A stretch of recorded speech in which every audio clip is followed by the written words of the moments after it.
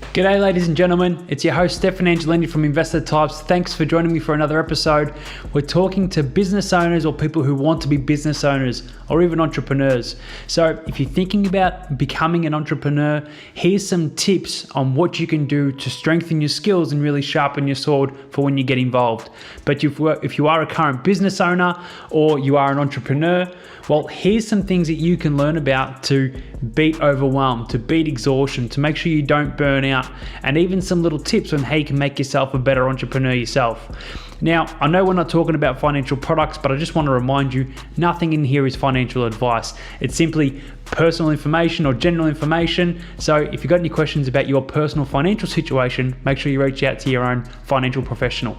I'm Stefan Angelini. I hope you enjoy the show. Let's get into it.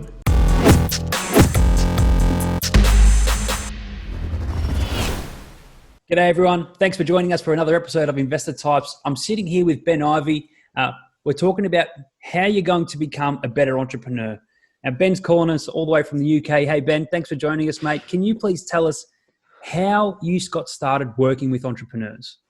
Sure, fantastic question. So to put it very simply, I was in Silicon Valley managing my own business, and then I ended up losing my father to suicide, who was also an entrepreneur. And that really shook my world because he was my best friend. I had no idea at the time.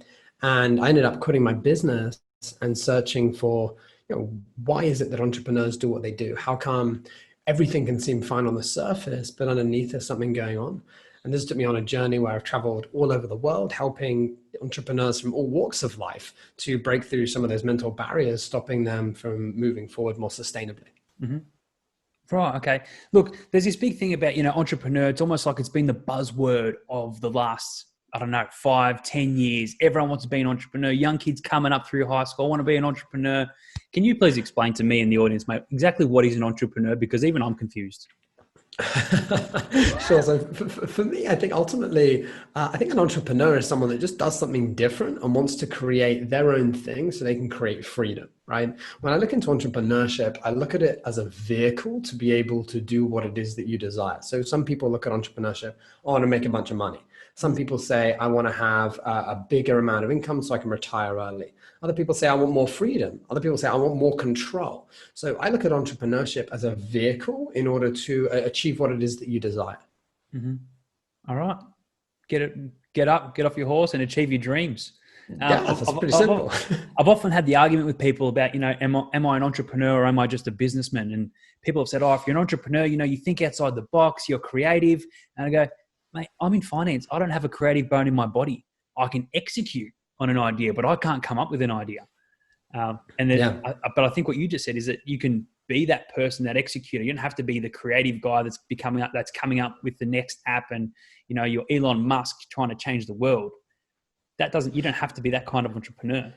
Yeah. So when I look at the different types of entrepreneurs, I think there's these three core different types we have, right? And you describe one of them, this creator. So I look at that as the artist, right? There's someone that loves what they do. They create stuff. You wouldn't even have to pay them. They'd still do that, right? It's not me. Then you have another one.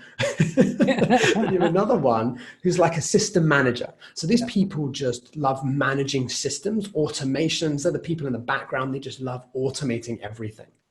And then the last one is about a business creator. These people love creating businesses. It doesn't matter if it's a small business in retail or a huge property portfolio. They're just in it for the business. Yeah. And you get these three types. And I think that often when we look at entrepreneurs in different types, suddenly you realize it's a much broader spectrum than us identifying it in such a small way. But it's so easy to get caught up. Even if you are one of those people, the artist will typically hone in on an idea, whereas the person who gets obsessed with creating businesses tries to spread their wings so much that they just lose focus on what actually works. And that's where the execution becomes so important. Like if you've got an idea, nail down on it, get it good, build a team around it, make sure it runs, and then probably maybe go and start the next one, right? Yeah, you've hit the nail on the head. Like whenever I speak to entrepreneurs, I attempt to figure out as best I can. And obviously people are a combination of these, but once someone knows what they are, they understand what are the common issues that that person will face, right? An artist, as an example, usually they avoid tasks that they don't like doing, right? So Yeah. they end up procrastinating on it, they avoid it, or they're a dreamer and they just expect things to happen and they don't want to do the dirty work. They're thinking, yeah, I'm great at what I do. I've got a great product. People should come to me. Yeah. And these are often some stereotypes that I see that is really important for entrepreneurs to overcome. Yeah, 100%. So talk to me. You've outlined a few of the personality types of entrepreneurs, but what do you Sure. think makes an amazing entrepreneur? Because that's what we're here to talk about. What makes an amazing entrepreneur? Sure. Well, I think an amazing entrepreneur is ultimately someone who is persistent, determined, and can follow through when times are very challenging. I think it's easy to be an entrepreneur when everything's going well, right? Yeah. I mean, before COVID was happening, I had business owners being like, everything's fine, it's great, la la la, it's easy. And then like COVID hits, and suddenly you're like, oh my God, I can't do this. Like people are questioning themselves. And I think really it's that mental toughness to be able to say, you know what, I'm in this for the long run and have the patience and the follow through. I think it's ultimately also thinking long term and allowing yourself to build that foundation from which to grow thereafter and not trying to rush things. Yeah. And that just goes for people who are business owners or want to be business owners. Like you've got to grit and grind when things get tough. You don't have a choice to shut down because especially if you've got mouths to feed, if you've got employees to pay, if you've got a family to feed and you're responsible for bringing in the income, you cannot let tough times just push you down and drown you and just say, even rely on government stimulus to try and keep you going. You know, you've got to try and think of ways to adapt and change. And I guess that entrepreneurship just fits in with being a business owner in general. You know, you have to change with the times in order to just keep the wheels on the bus moving.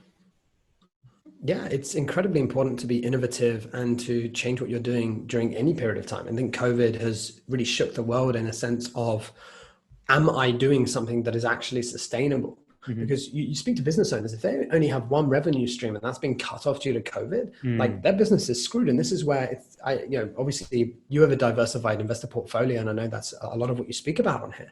And I think it's very important to have those different revenue streams and be able to pivot your business and to have that flexibility. I think otherwise a lot of business get too tunnel focused and they don't see the wood between the trees. Yeah, that's what we talk about. Like when you build out a portfolio, you try to diversify your investments just in case one thing falls, your whole portfolio isn't shot. Same as if you run a business. Like if you've got 4, 5, 6, 7 different revenue streams coming through, even if it's in the one business, but they're completely separate lines. Like I might be selling a financial advice service, but then also run educational events. And that's something we're pushing on more at the moment. But then I've got other service ongoing revenue streams coming through. Create support for a business. But as a business owner and even as an entrepreneur, look, we typically, because you're wearing so many hats and you're trying to make sure that everyone else is happy, but as well as you're trying to think of creative and new ways to keep bringing business in, mate, it's so easy to just become exhausted. Yeah. Do you have any tips for these business owners and entrepreneurs out there on how they can overcome overwhelm? Yeah, so that's a fantastic thing. I mean, yeah, I've got different resources on hacks to overwhelm. I think ultimately, when I think of like the best things for people, I think that one of the things that a lot of business owners get overwhelmed with is taking on too much. Yeah. What I say is that a lot of business owners, they think about everything in their head, and their head acts as more as this big storage unit. And what I tell people is, in fact, it's better to externalize your mind. What I mean by this is getting everything you're thinking about down on a software or down on paper or something outside of your head, so you can use your brain to analyze instead of a storage unit for things you have to do. What that does is it frees up space for you to actually focus. Yeah. And I think that a lot of business owners are attempting to do so many different things. It really does become overwhelming. Yeah. The other thing that I think is really, really cool is something called the core 7. What I mean by this is that there's 7 things as a business owner that you should do in your business and nothing else, right? And once you figure out what those core 7 things are, what happens is life becomes much easier because you know where to focus. And when someone's starting out, they probably have a core 50, right? But ultimately, if you can whittle it down and you hit core 7, and then after that, actually become a business owner, you hit core 5, core 4, and you start working it down. It clarifies your responsibilities and you have different buckets to put tasks so that your mind can think in different sections as opposed to taking everything on at once. What does that mean, core 7? Give me some examples. Sure, let me give you an example. So let's say in your business for finance, right? You'll probably create the portfolios, right? So you're obviously got to be in there actually creating it. Yep. Now, another section, maybe you're in charge of perhaps marketing it to begin with, right? You need to market, get it out there. Maybe you're doing the podcast, right? So you're actually interviewing for the podcast. This is 3.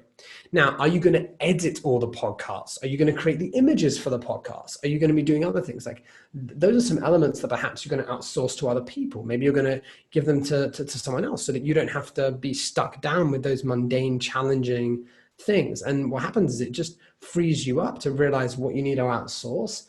And it enables you to focus on your strengths so that you can move forward faster in a more enjoyable way. Outsourcing and letting go is actually so hard because my personality, I was very much a control freak. And then finally I've learned to say, all right, well, I can give this off and I can palm this off, and, you know, I don't need to do this because my efforts are better spent elsewhere. And you know what? You're so right. I felt myself so much more relieved after, like, I ended up building processes and procedures for people to follow to ensure they did it the way I wanted them to do it. Which took time in itself, but now it's set up and it's just a wheel that just keeps on turning. So look, I'm there. I feel so much easier just by letting it go. So most certainly. Yeah, automating systems, checklists. I think it's very important when you first start outsourcing and getting other people on board. Yeah. And I don't know what you're like or the people that you train are like, but if I have an idea in bed or something comes to mind, I have to send myself an email to get it off my head, or I won't sleep. Or if I don't send myself an email, I need to get out of bed and do it. Yeah, I think that as different stereotypes of artists, business creators, like there's always ideas going through your head, right? Something that I really enjoyed recently is doing something called thinking time. It's something that I took off Keith Cunningham. You sit down, you just think for like an hour on a specific thing. And I find you get so many great ideas to then execute on. I think that's just a fantastic practice. And then the other thing is having, an idea book or something like that you keep near you so you can jot that down or email yourself. I think you'll find everyone finds their own system. It's just finding out what's right for you on that journey. Yeah, 100%. Like I do a lot of strategy papers for clients and things like that. And I find that, and it brings me back to university days, that if you cram everything just before a deadline, you don't get the chance to come up with new ideas and think of new strategies and new ways to do things, because you're just sort of in that pigeonhole frame of mind. Whereas if you write things down and you give yourself time to expand on something, you can really start to get creative with what you're doing. Yeah, I found that works for me.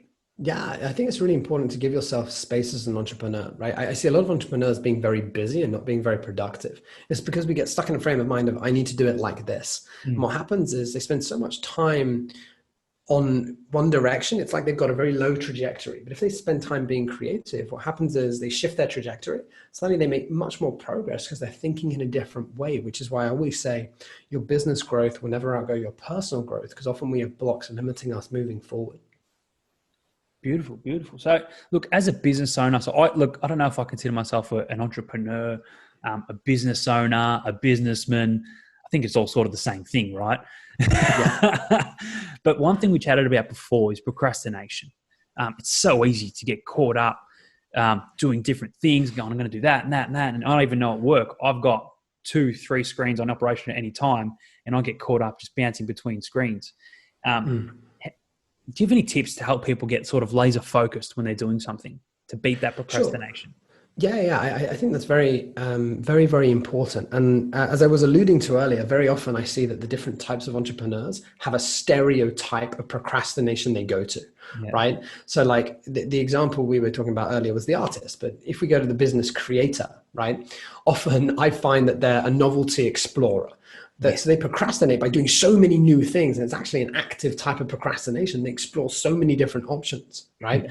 So for entrepreneurs that are a novelty explorer, where they're exploring loads of ideas, one of the challenges and one of the things that I offer to them to help them with procrastination is about focus. And one of the things that I think is paramount importance is I usually break down, instead of a yearly goal, I tell my clients, and even for myself, I set power year goals. So this is like a 3-month period where you're very honed in and you have one major that you want to accomplish. And by giving yourself that focus, what happens is, as opposed to you working on lots of projects, like you understand what your overlying focus is for the period. And by giving yourself that focus, it allows you to move forward. The other thing is about some sort of boundaries that you have. I find certainly as an entrepreneur, if you've got emails open, if you've got different projects, it's very easy to feel like you're being shifted in lots of directions. And then by 11 a.m., you almost feel burnt out because you've made so many little decisions throughout the day. Like you've got email here, LinkedIn there, podcast There's no there, like time all to be these burnt different out. things. Yeah, right. And then you get frustrated because your energy isn't at a really, really high state, right? Yeah. So one of the things that I often pose to people is about breaking your day down into certain segments where you can actually focus on one thing and working on proactively working on tasks that affect the long-term growth of the business as opposed to being reactive. And yes, there's times to look at email, and you can do that in the morning, you could do that in the afternoon, like there's times to do that. But what I find is if you've got things open that can distract you constantly, it takes away from your task and it stops you really getting the things that you need to get done as an entrepreneur. 100%. I use my calendar for everything. Booking in meetings. I'm like, I go to my wife, if you want me to do something, put it in the calendar or I'm going to forget. And even when it comes down to time to work on the business strategy or to get a task done, I've set a time on my calendar and I say, I'm going to do it at this time, no ifs or buts. And it's just that laser focused time. And that's what I find works for me. And it's all about finding what works for you. How do you remind yourself to do that? Yeah, I think it's so important. And I often find recurring tasks in a calendar, whether you're blocking out personal time on whether you're working out and things like that. And that's so important. Like as entrepreneurs, I see so many people saying, yeah, I'll get to exercise later. I'll do that later. But if you don't prioritize it, business will take over. And I think it's very important to have those boundaries in place so you can spend time with your family, so you can work out and actually look after yourself, because you are the most important asset in your business as a business owner to be able to have that viewpoint and to be able to build it in a sustainable way. Well, the tasks are never ending, right? I mean, as a Yeah. business owner, there's always something else to work on. There's always something else to go to. There's always something new you can try. So if you don't put that time away for your side, like I know myself, like you can stay up until 1, 2, 3 o'clock in the morning, just getting on a roll with ideas. So you need to be able to dedicate that time to yourself, I guess, to Yeah, keep mentally up. Yeah, it's so important. And one of the things that I speak about with business owners is about the entrepreneur lifestyle, like understanding the lifestyle you want to live as you're building your business, and also the ideal lifestyle you're aiming for. What happens is it gives you a better understanding. If you look at a week and you figure out, okay, well, what would be an awesome week for me, like lifestyle wise? Like, am I seeing friends? Am I relaxing in the evening? Am I just spending time with my wife? Am I going for a walk? Mm. And by figuring out that way, what happens is we move away from this addiction of when I have this, then I will. Like when I have this amount of money in the business, then I'll relax, then I'll spend time with the family. Because what happens is we spend so much time focusing on what you feel is a prerequisite to having what you really want, that you're just wasting years in the process. So I think identifying that lifestyle and actually figuring out what you want it to be like is of paramount importance so that you can build it in a very sustainable way, which is much more enjoyable. Yeah, man. I talk to my clients and everyone about, goals, vision. Where do you want to be as an individual, and how do we have to structure your life to enable you to achieve that? Because everyone thinks, I can have a goal and I want to do this, this, and this. But if you can set the wheels in motion to try and get there, well, why not? But I've always got told by my father, stop and smell the roses along the way. Yeah, it's so important, and happiness is not a destination; it's a way of life. And I think very often as entrepreneurs, we can become so obsessed with a goal and a specific target that very often I see entrepreneurs sacrifice everything they care most about to achieve a goal along the way, be it relationships, health, connections. And I think being able to take that time to stop and actually breathe and have patience to just chill out is really important. I also think entrepreneurs need to have a lot more fun as well. I find that there's entrepreneurs that are just working and working, like you need to chill out, have some fun, like let your hair down, relax. And I find that, I told one of the entrepreneurs I worked with last year, he had his first holiday in a year. He came back, he was just completely different, right? Just a completely different person, looking at the business in a whole different way. And I think that's so key, to give yourself that break and to schedule it in advance, because otherwise it will just go on the back burner. Yeah, man, 100%. And I see like time away, even spending time with family, going away for a weekend with your family, just tuning out from the world. It brings you a newfound energy when you can do that, especially like because if you're a business owner, you're on emails Saturdays, Sundays, night times, you're taking calls on weekends. You don't get that time to switch off. But if you take that time to switch off, I found it helps me. Yeah, I think it's so important. And actually it was funny. Like during COVID, I was wondering why I was feeling tired. And I couldn't figure it out. I was like, Ben, why am I tired? And I was like, oh wait, well, I've been in one place for 4 months and I haven't taken a holiday. And I was like, but it was because everything's locked down, right? You can't take flights, you can't go to different places. And I cancelled places like all my holidays, but I didn't schedule time off. So I decided, you know what, I'm just gonna take like a 4 day break. And even that was just re-energizing because I think, especially with COVID happening, everyone pivoting, like we haven't given ourselves that break and that mini holiday that I think is really revitalizing. Man, Ben, how much do you go on holidays, man? A fair amount. I like my lifestyle. Yeah, well, you have to bear in mind, like previously, I'd be flying to different places, like once a month at least. I'd go to different places on the way, like mini holidays. Because I find personally, I prefer to go on like a 3-4 day holiday. It's like a mini break, and like we could go on like a summer holiday or like skiing for a longer period of time. But Yeah. for me, I think building that into your ideal lifestyle is really important. Like going to Paris on a weekend because I'm in the UK, like that's a cool You thing can to do that. do, and it's those mini things that I think are really important that a lot of like I had someone say, Ben, how can you do that? And I'm like, it's not like I fell into it. It's because I designed my life in a way that allows me to do that. And I think that's a really important point that people don't get. It's not like you drop into it. It's you work your way towards it and you build in that foundation to allow you to do so. Yeah, you know what? It's such an important task. Like it's so important what you're saying. You got some people that want to go travel and like you can go to Paris on a weekend. In where I am, we can go to Tasmania for a weekend. Oh, but I think you got to look at what's important to you. So with us, my weekend and my time off time is important to be spent with family. I've got a young, Yeah. growing family, and we've got a young family around us. We want to get out and see as much family as we can with our time off. And that's the thing. I think everyone's different. Everyone's got those different important factors to them, and it's so important to shape your life around what you want.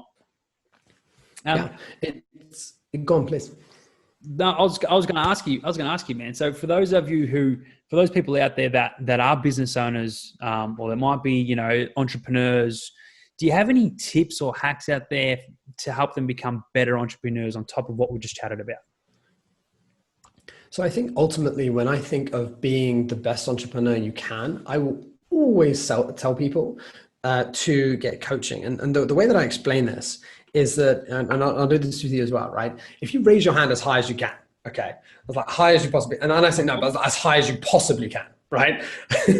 Right? Or we suddenly go higher, right? And it's so important because as an entrepreneur, we believe we can get to a certain place. Yeah. But having coaching or someone to guide us, what happens is they can view everything in a different perspective. And I think perspective is probably the biggest gift that any entrepreneur can have, whether it's a perspective from a mentor, a perspective from a coach, or someone that sees something in a different way.